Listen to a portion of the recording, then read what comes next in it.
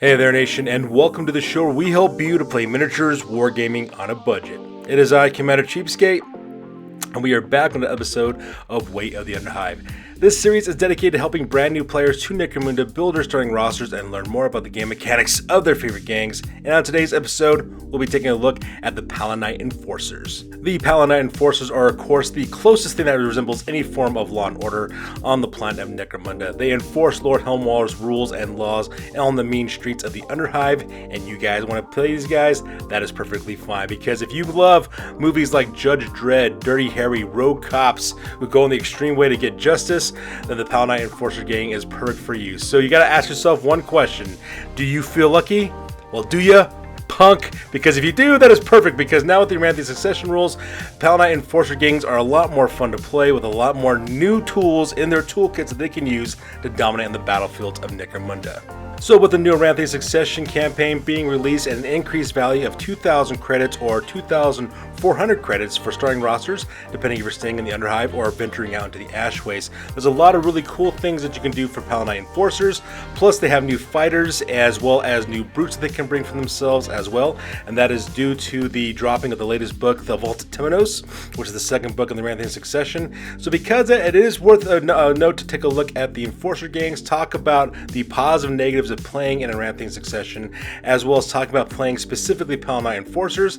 And on this video we'll talk about your starting roster that you can use in your very first campaign in the Aranthian Succession and how to best use it on the tabletop in your games by going over a gang overview.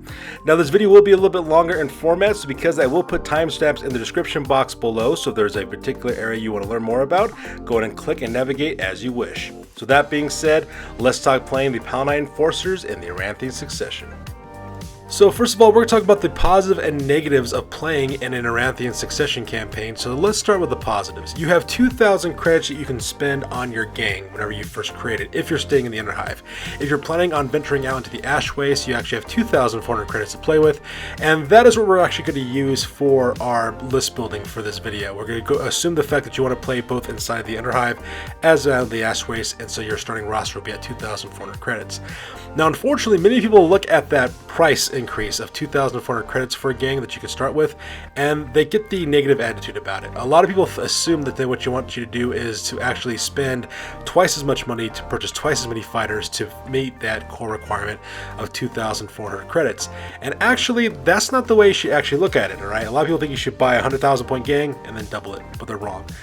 In this situation, what you want to go for more is for quality rather than quantity of your fighters, and equip your fighters accordingly. So instead of just doubling the number of fighters that you would have in a starting gang, what you want to do is just stick with the normal amount that you'd always have when you first start out a gang, like a box set, for example, would be perfect. But instead of just buying like really cheap weapons and really cheap equipment, actually equip them accordingly. Give them really good weapons, give them really good armor, give them war gear that you normally would not purchase at the beginning of a campaign, and spend your money on that, your point values on that in order to equip your gang. That way you can save a lot more money in an Aranthian Succession. So instead of having 20 fighters in your gang, you maybe just have maybe 8 fighters, but they're all fully equipped with everything they need to be successful in your games of Necromunda. And that's actually one of the cool positives of an Aranthian Succession, is that you can really build really powerful gangs and make them very elite. Now, let's go and talk about the negatives of an Aranthian Succession campaign. And first and foremost, it's going to be the balance bandwagon, especially if the people who are part of that balance bandwagon haven't received any upgrades yet. Unfortunately, Games Workshop just never releases everything all at once when it comes to these new campaign settings. It's kind of like a slow power creep. I guess it's a part of a marketing strategy. Personally, I feel it does a lot more harm than good, in my opinion, but whatever the situation may be, that's going to be a thing you got to worry about, because a lot of balance bandwagon people are going to complain about like how gangs become overpowered and you can exploit too many things, and if they're playing a game that hasn't received any upgrades yet, they're definitely going to complain about that. But as always, just ignore their complaints and tell them to put up or shut up, or don't play the game. It's that simple. Now, like I said before, many people think that a 1,000 point gang and doubling it is the way you go about making a gang for an Aranthian Succession campaign, but you don't need to do that. In fact, just start with a normal gang that you already have on hand and just fully equip them and make them as elite as you want them to be, so that way they can survive whatever the Underhive or the Ash Waste throws at them as well. At the same time, another negative about an Aranthian Succession campaign is that you may not be into narrative play. And if you're not into narrative play, this may not be interesting to you. I'm just going to flat out say that right now. Aranthian Succession has a lot of narrative-based scenarios that usually use different gangs and very specific gangs to be in those narratives. So if you don't like playing narrative, this might not be an interest for you. But if you want to use the Aranthian Succession rules to build gangs for different campaigns, I highly suggest that. I think that'd be really cool as well. Alright, so let's talk about playing Palanite Enforcers specifically in the Aranthian Succession. Now, there's a lot of things that actually end up benefiting the Palanite Enforcers in a big way. And the reason why is because traditionally this gang has always been outnumbered and also outgunned by other gangs as a campaign progresses over time. And the reason why is because of a couple of issues that the Palanite Enforcers had to face when it came to Dominion campaigns. In a Dominion campaign, the Palanite Enforcers could only generate income from their precinct house, giving them D6 times 10 credits to increase the value that they need in order to purchase new weapons and war gear. They couldn't really take the boons of any other territories. Now, they were really good at generating a lot of reputation for themselves, but income generation has always been a huge issue with the Palanite Enforcers. And with the new Aranthian Succession, this is no longer an issue for Palanite Enforcer gangs to actually make income and to become powerful as a campaign develops. And the reason why is because out in the Ash Waste, they can generate income from the different road sections and the trading paths that they take out there. At the same time, the different kind of game mechanics involved with the Aranthian Successions. At the same time, they also have a strong alliance now with House Helmwar, which is the Imperial House that actually runs the entirety of Necromunda. So because of that, now the Palanite Enforcers now do have a strong alliance with a noble house this time, and that comes in the form of the Enforcer Bodyguard, where you get Palanite companions added to your gang. So that part is kind of nice for Palanite Enforcers too, so now they finally have a strong alliance. Now, unfortunately, Palanite Enforcers, as of the time that this video is made, have not received any dedicated vehicle crews yet. So I'm not sure why that is the case and why they haven't received vehicle crews yet. Maybe it's because their jurisdiction only really lies in the hives, or maybe there's just an oversight or a mistake, or the case may be they don't have any vehicle crews yet specific for their faction. So that's something you need to take into account when playing Palanite Enforcers in Aranthian Successions. So another thing that's worth mentioning as well are the alliances that are available for Palanite Enforcers. So alliances can be really helpful for a Palanite Enforcer gang to kind of make up for the shortfalls the gang has overall. Now, automatically they come with a strong alliance for the first time ever with House Helmwar, which is the Imperial House, and that comes in the form of being able to activate a territory twice in terms of its revenue, to access that twice for your income, at the same time also giving you Palanite bodyguards in order to protect your fighters in the battlefield. Those guys are really powerful with really powerful disintegration guns. It's not bad. Something you want to take a look forward to as well. It can be really helpful for a Palanite Enforcer team. At the same time, making an alliance with the Guild of Coin as well as House Olanti are also good options for income generation, because those two guild alliances as well as Noble House alliances could generate further credits that you could use for your Palanite Enforcer gang. And oddly enough, Guild of Iron also makes a pretty good alliance as well, and the reason why is because you get deep discounts on more powerful weapons, which you can purchase later on. At the same time, having that additional manpower in the form of D3 plus 2 Hive Scum can always be helpful, especially for Palanite Enforcer gangs. So take a look at that, find what kind of alliance works best for you, and make those alliances accordingly.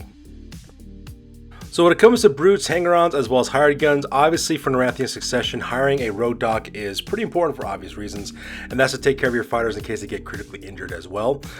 Granted, in a Palanite Enforcer gang, you can replenish your losses automatically for free with rookie patrolmen, but their stats are not as good as the ones you might have already established in your gang. So saving those fighters is always a good thing to have, just in case disaster strikes with a critical injury of some sort.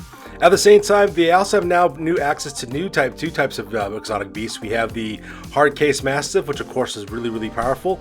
It's a good close combat oriented animal companion that can also take hits for your leaders as well as for your Palanite sergeants as well. So that's another nice thing to have for your gang as time goes on, as your campaign develops. Same thing with the new Sanctioner Patterned Automata. That thing is a great close combat oriented, close assault type brute. It also has a lot of health on it. It's also got a lot of toughness. It can also be used as mobile cover to protect your fighters. It launches photon flash grenades. It's got powerful close combat attacks. It's a perfect unit for you to kind of strengthen up your gang. So now that we're done talking about hanger-ons, brutes, and hired guns, let's go ahead and talk about starting rosters and how best to use this gang in your Aranthian Succession campaigns. Alright, so let's go and talk about our starting roster. So if you notice, I've done my starting roster a little bit differently. Instead of having a scrolling menu showing everything, I'm just going to go run through and break it down on this Word document real quick and talk about exactly what's in this list. So first of all, your Palanite Enforcer starting roster is going to be rated at 2,390 credits. You're going to start off with your Palanite Captain. It's going to cost 220 credits. They got an armored undersuit with flak armor, stun gun with dum-dum rounds for that 4-up strength for close combat, as well as a backup weapon. They have a sniper rifle with infrared sights, so that way they can fire it in all directions and also in all conditions as well, and even ignore light cover in some cases, as well as the teamwork skills, so that way they have larger group activation. Now, Palanite Sergeant number 1 and 2 are going to be equipped exactly the same at 135 credits apiece. Both will have armored undersuits and flak armor with stub guns and dum-dum rounds. They'll have concussion carbines for that 3-inch blast radius weapon, as well as a teamwork skill, so that way they have larger group activations. Followed by a Subjugator Palanite Sergeant for 205 credits. That character's going to have armored undersuit, layered flak armor, stub gun with dum-dum rounds, with a vigilance pattern assault shield for close combat, as well as additional armor protection, and a Subjugator pattern grenade launcher for those blast template attacks, as well as a teamwork skill for large group activations.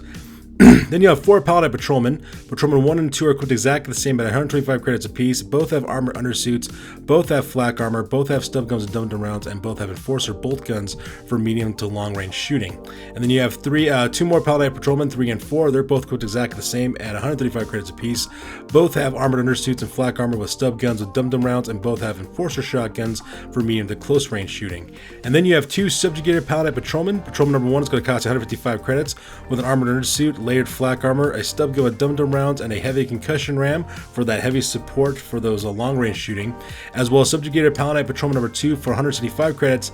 They also have an armored undersuit, layered flak armor, a stub gun with dum-dum rounds, and they have the Sledge Assault Ram for both the grenade launcher as well as for close combat attacks as well, especially if you got to go through doors and things of that nature as well.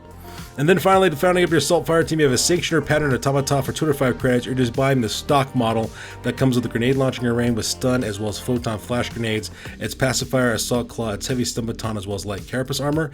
If you want to upgrade it later on as the campaign develops, you can do so and customize it the way you want. Now lastly, of course, you're going to have your vehicle. Your vehicle is going to be a Guild of Coin Haulers, which costs 640 credits. And you only have the one vehicle in this one. You have a Chronos Pattern Iron Crawler. It's going to have a Blade of Armor for those non-glancing hits, as well as all-wheel steering for better handling. It's got a redundant drive system as well as aimed and shell for those non-glancing hits. That way they become glancing hits when you take those hits on your vehicle. Smoke vents, your enemy suffer -1 hit against your shooting, as well as a heavy stubber for long-range shooting as well. And then you will also have an alliance, and if your campaign allows alliances, you're going to take the Imperial House Alliance with House Helmore, and you get an Enforcer Bodyguards delegation, which consists of 2 Palanite Companions. They're both equipped exactly the same with armored undersuits as well as layered flak armor. Both of them have those very powerful disintegration guns. Those strength 5 weapons are dangerous, with also stun guns as well as manacles, as well as the Overwatch skill, as well as the Fearsome skill. And this is the overview about that. This is pretty much what you're going to do. You're going to have 4 fire teams in total. Your support fire team, number 1, will consist of your Palanite Captain, your Palanite Champion, Companion number 1, Palanite Companion number 2, so that's where your delegation comes in, as well as your Guild of Coin Hauler. Your fire team number 2 will consist of Palanite Sergeant number 1, Palanite Patrolman number 1, and Palanite Patrolman number 3.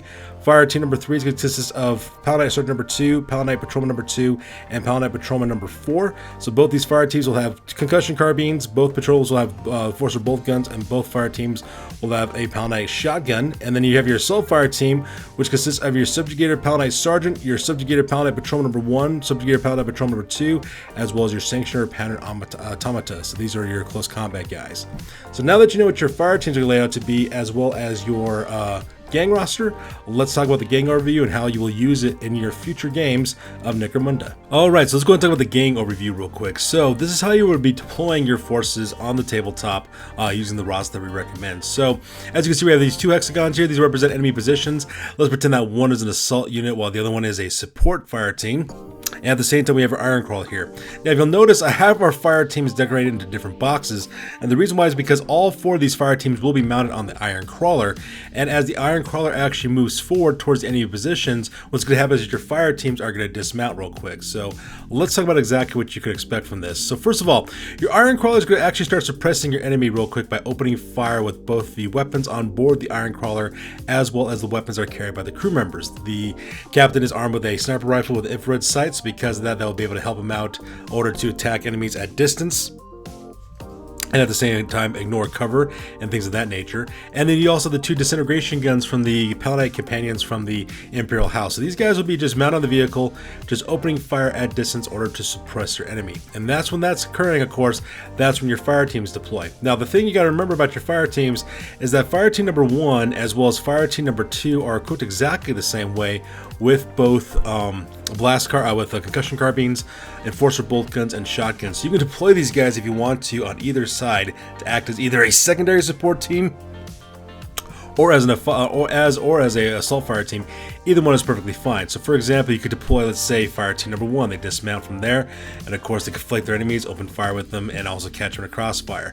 Same thing can happen with fire team number 2. They could also dismount as well, flank enemy position as well, because they do have really good armor as well as offensive capabilities, and they can suppress enemy positions. Now, while this is occurring, of course, your next assault team, which is led by your subjugators, you have your subjugator sergeant taking point with that armor shield, taking the blast for the supporting members of his team. They have heavy weapons as well as your Sanctuary pattern automata, and that fire team can deploy anywhere they need to. So let's say, for example, you want to assault from the right-hand flank while you're supporting the right-hand side. So what could happen is something like this taking place, where your Iron Crawler, as well as your support team mounted upon it. And let's see, when your fire team suppresses the enemy, and while that's happening, of course, you then assault forward with your assault teams, as well as your fire team providing supporting fire from the side. Or if you need to, you can switch up any way you need to. Now, don't forget, this mounted fire team who's mounted on the Iron Crawler, they could also dismount as well, and kind of act as a secondary support element, or as an assault element as well. So you could also do this too. It allows you a lot of flexibility, a lot of movement on the tabletop, as well as you bring a lot of firepower against your enemy and catch them in developments as quickly as possible. And that's how you would go about using this gang roster in your Aranthian Succession. So in conclusion, upgrading your gang to an Aranthian Succession campaign is a great way to fully equip your gang with powerful weapons, war gear, as well as vehicles. With new vehicles dropping all the time, this could be a really fun way to equip your gang of your dreams and bring them out into whatever situation you want to run into. Now, I wouldn't stress about doubling the size of your gang, like I said before. The reason why is because a lot of the scenario rules that you actually see that are out there still limits the number of fighters you can take, so don't worry about doubling the size of your gang. Rather, take the gang that you have and really concentrate the equipment they take with them, so that way they can really survive whatever goes their way. Remember, in Aranthian Succession, quality reigns over quantity with your gang builds, so always keep that in mind. And as always, I will be dropping new videos on this topic for the Aranthian Succession with other gangs to help you out on your Necromunda journey. So that's good for this one, you guys. As always, please feel free to like, comment, and or subscribe. Your guys' input is invaluable to us as always. Also check us out on Facebook, Instagram, as well as blogger.com for all the latest greatest hobby news related to this channel. That's good for this one, you guys. I will catch you guys next one. Peace out and stay classy.